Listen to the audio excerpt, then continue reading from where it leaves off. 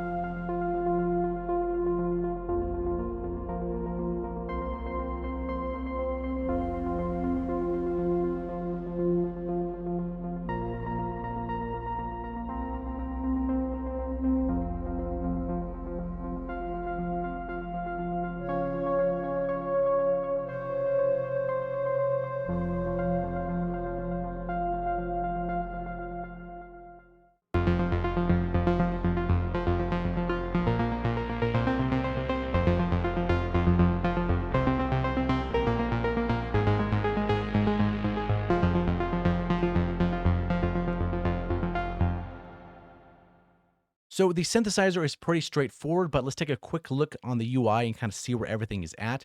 So here in the center, we have oscillator 1 and oscillator 2. We can change the different waveforms. We also have pulse width modulation via the other oscillator, which is actually really interesting.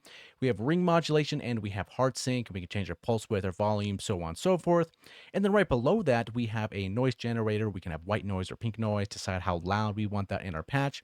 And then we also have glide or portamento, and then we have unison right here in the center. And to the right of that, we have our multi-mode filter, our cutoff, we have the envelope modulation, we have resonance and keyboard tracking. Down here, these switches are going to determine which filter that we're going to be using. So we have 2 low passes, 2 band passes, and a high pass. And to the right of our filters, we have our envelope, so our filter envelope and our amp envelope, which is really nice because they also come with velocity controls. Below that, we have chorus with 3 different algorithms down here.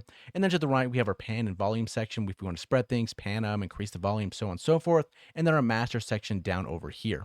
On the left-hand side, we have layer LFOs. We're going to get to that in just a little bit here, but we have the frequency of the LFO if you want to delay it, which is really nice to have in a synthesizer, the different depths, so how strong that modulation is going to be, the waveform, and also the destinations. And then below that, we have a master LFO where we can target pitch, pulse width modulation, the filter, the amp, and the panning. Now, the cool part about this synthesizer is that it works via layers. So right now we're in layer A. That's why all these things are going to be blue around the knobs. However, we can switch to layer B up here at the top right, and now they're all going to be green. We can also switch through these on the layer control in the center. So we can toggle back between A and B. A is going to be blue and B is going to be green. Now, the cool part about this is that we basically have 2 different synthesizers in one, and we can blend the 2 different patches together to create some really, really cool patches. So to the right of the layer control section, under here it's kind of hidden. This is the calibration section, and if you're familiar with a lot of Arturia synthesizers, this should not be a stranger to you, but here's where we can go and make things a little bit more uncalibrated or more calibrated. It really depends on what you want. Here we have pitch, level, cutoff, envelope, time, pulse width, drive, resonance, and pan spread. So that was kind of just the basics of where things are located. Now, what's really cool about this, and Arturia does this with a lot of their other products, is we have this advanced tab. Now, if we click this, we have a lot more controls to work with. Now, we're going to get to the multi-arp in just a second, but here we have our effects section with 4 different slots, so we can turn one of these on, we can add our effect, and you should be familiar with these if you're familiar with other Arturia synthesizers. And here we can start adding our effects, so we can put a delay here.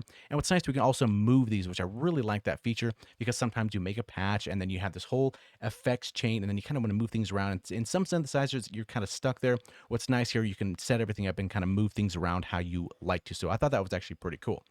So over here to the right, we have 3 different modulations. So this first one is going to be an ADSR envelope. Now, we can use this if we want to, but what's really cool is we can select this caret down over here. We can go to a function, so we can now have 2 functions, or we can change this to a random, so we're having 2 randoms here, or we can go to a sequencer.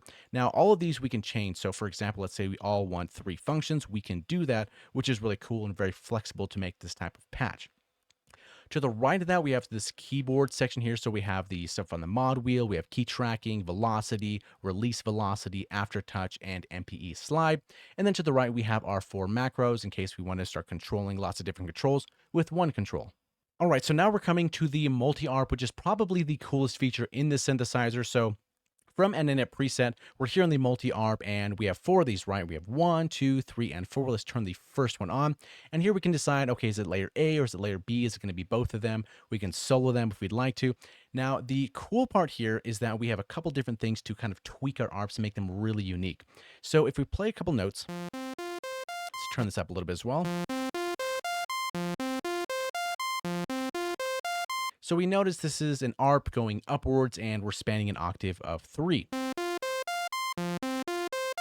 Now, if we don't necessarily like this up mode, we can click this here, and there's a lot of different things to go through. So let's try ground up.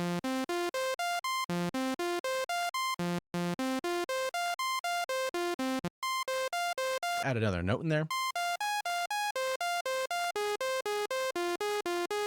And maybe go for maybe 2 octaves.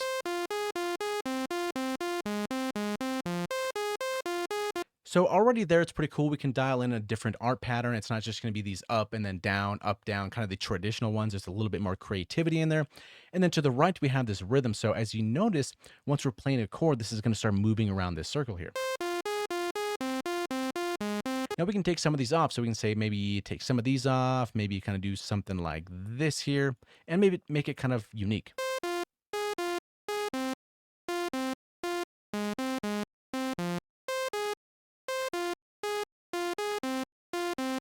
And you can change the length, you can change the rhythm.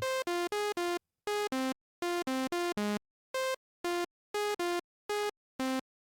can make this a little bit faster if you'd like to.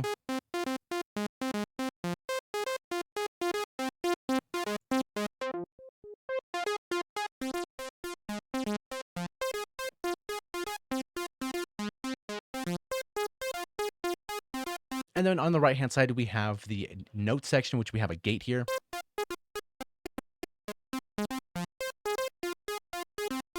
And control also via random and velocity, and then we can do note repeats as well, which is kind of interesting. So let's do 2 note repeats. So these notes are going to repeat twice.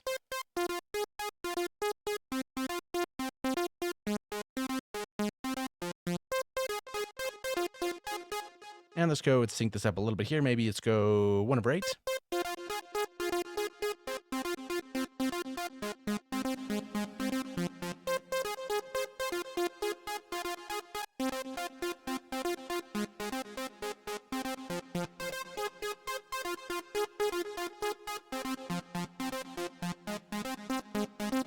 So just in the sense there, it's actually really interesting. And then we can change the main rate here, our gate, and there's a scale section as well. So this ARP here is pretty creative, not to mention with the 2 different layers and then having 4 of these ARPs, maybe having 1 and 2 on layer A, maybe 3 is both, or maybe 3 and 4 is just B. It really depends on how you want to put your patch together, which is quite a lot of possibilities, which I think this synthesizer is really interesting, and that you can make some really cool, unique ARPs that you've probably never heard before. So yeah, definitely check out the multi-ARP. It's a lot of fun to go through. So with any synthesizer that we get out there, they're tools for the right job. Now, personally for me, the moment I started playing around with it and kind of getting used to the sound, it screamed synthwave at me, and it feels really geared toward that genre, at least in my opinion.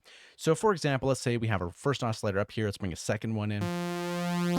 And the filter sweep is just nice as well. So we have some nice resonance here. Give it some more volume here.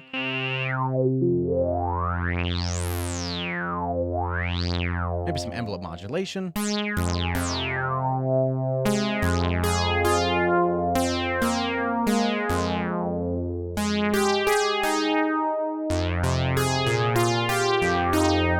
And let's write, or check out some of this chorus here.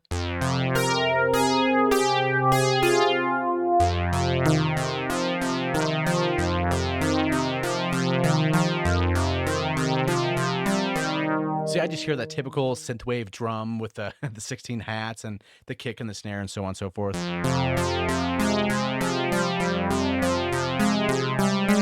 And with the crazy arps, it can really lend to that genre. So let's add some effects to this guy. Let's go to our effects here, turn this on, maybe add some delay and bring the dry wet down.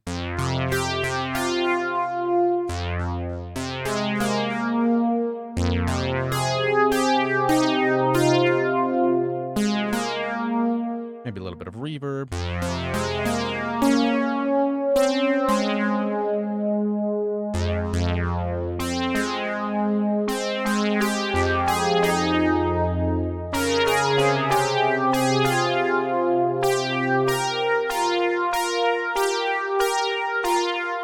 Hopefully you know what I'm talking about in that sense there.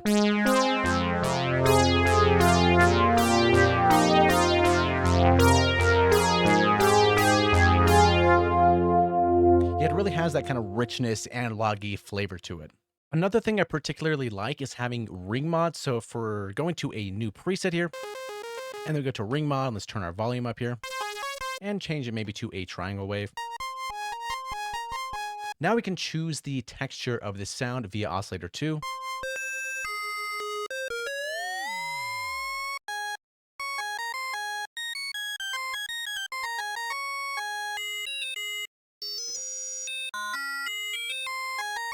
Maybe something like that. Let's drop down our sustain, drop down our decay here, and increase the release.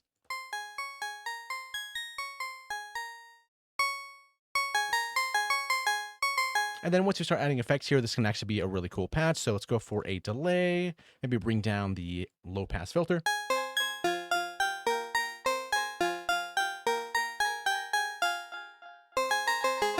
And then let's add a little bit of reverb.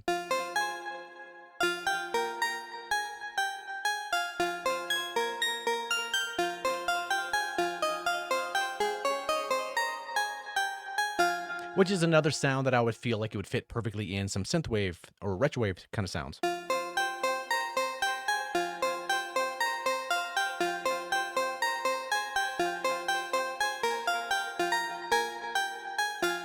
And keep in mind, that's just one layer. And another thing I'd like to demonstrate is this thing can sound huge and aggressive at the same time. So we're here on a default preset. Let's bring all these oscillators here all the way to the top, and maybe a little bit more of our master. And let's go ahead and add some unison. And then we're going to change the spread here, which is going to make it quite huge.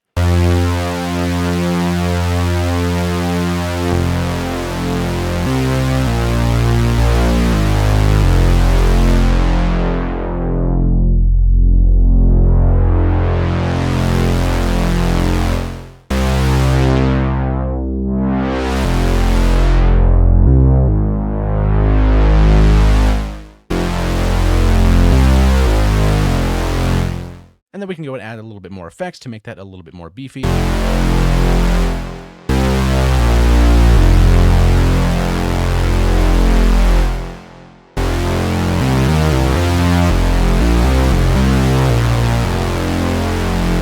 And do some detuning.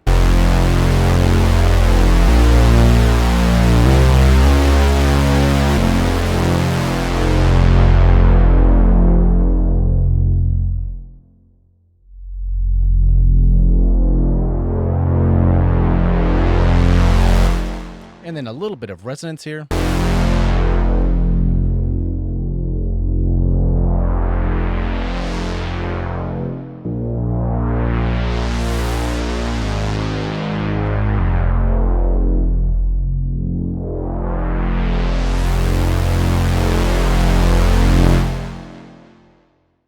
So I'm definitely going to spend more time with the synthesizer. So far, I think it's really cool. It's a lot of fun to play around with, and I really want to try to do a synthwave track with this one. So check it out if you're interested. It's a cool one, especially the arps. Thank you so much to Arturia for sending this over so I can try it out. And hopefully you enjoy the video, and we'll see you in the next one.